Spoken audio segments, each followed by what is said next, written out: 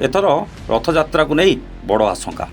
देवोत्तर विभाग खामखियाल को देखिले लगुनि एथर रथयात्रा हेबो बोली। विश्व प्रसिद्ध रथयात्रा को आउ दिन कईटा बाकी थिबा बेले रथयात्रा हेबाकु नहीं आशा आशंकार भुवनवासी। हाँ आज्ञा, आशा आशंकार भुवन रथयात्रा सहयोग करुनी देवोत्तर विभाग। एमिति एक अभियोग आसी भुवनरू। समस्ते एवं आशा आशंकार अछंती भुवन रथयात्रा हेबो कि नहीं जानी पारु नाहांती।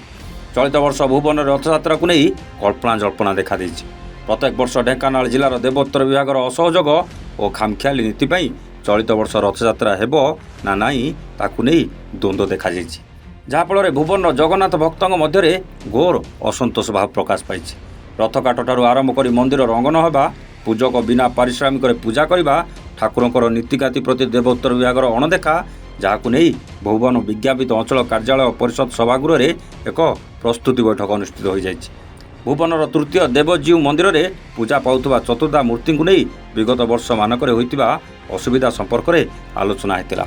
रथ गढ़ा समय होउतबा अनेक प्रकार असुविधा, विशेष भाव रास्ता अणचौड़ा कारण रथ गढ़ा समय अनेक श्रद्धालु दुर्घटनार शिकार होता बेले विद्युत विभाग असहयोग कारण प्राय प्रत्येक वर्ष विद्युत तार लगी रथर चूल भांगी जाए। 2 वर्षर अधिक हेब आर्थिक समस्या कारण मंदिर रंग हो नथुबा एही सभारे मुख्य आलोचनार विषय थिला। से भली संध्या पूर्व रथ जेपरी निज गंतव्य स्थान में पहुँचब से नहीं मध्य अधिक आलोचना होता। तेबे चलित वर्ष एने जिला देवोत्तर विभाग को लिखित सहायता लोड़ा जाइथिबा कहिसेंती मंदिर परिचालना कमिटीर सभापति शुभेन्दु साहू। ଏହି ଅବସରରେ ଭୁବନ ଜନସ୍ୱାସ୍ଥ୍ୟ ବିଭାଗ, ବିଦ୍ୟୁତ ବିଭାଗ, ପୋଲିସ ନିର୍ବାହୀ ଅଧିକାରୀ ଏବଂ ଅଞ୍ଚଳବାସୀଙ୍କ ସହାୟତାରେ ଚଳିତ ବର୍ଷ କୌଣସି ବ୍ୟତିକ୍ରମ ବିନା ଏହି ଘୋଷ ଯାତ୍ରା କିଭଳି ସୁରୁଖୁରୁରେ ସମାପନ ହେବ ସେ ନେଇ ଉପସ୍ଥିତ ଥିବା ଅଞ୍ଚଳର ଜଗନ୍ନାଥ ପ୍ରେମୀ ମାତୃପ୍ରସାଦ ମିଶ୍ର, ଦିଲ୍ଲୀପ କୁମାର ଦାସ, ନରହରି ସାହୁ ପ୍ରମୁଖ ମତ ଦେଇଥିଲେ। ଶେଷରେ ଜଗନ୍ନାଥ ମନ୍ଦିର ପରିଚାଳନା କମିଟି ସମ୍ପାଦକ ନିରଞ୍ଜନ ଗୁରୁ ଧନ୍ୟବାଦ ଅର୍ପଣ କରିଥିଲେ। जय जगन्नाथ। मु शुभेन्दु कुमार साहू, जगन्नाथ परिचालना कमिटर सभापति।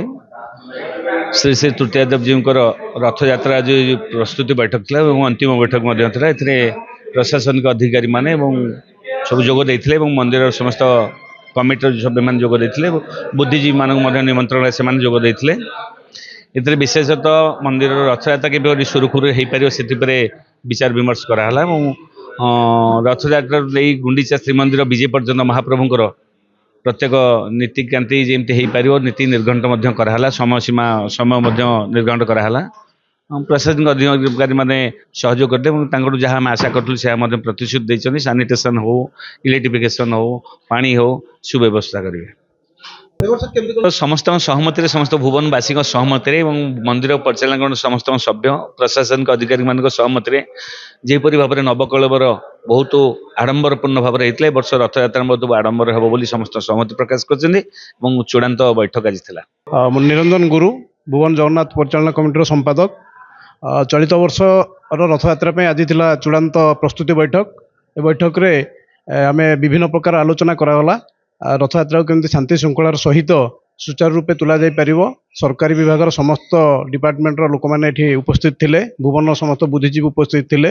विशेषकर गत वर्ष मानक जहाँ असुविधा परिलक्षित होईची देवोत्तर विभाग अंडर मंदिरटी जाऊँगी। देवोत्तर विभाग जो आर्थिक सहयोग रहा कथा, जो परिमाण रहा कथा सेटा ठीक भाव में रही पारु नहीं।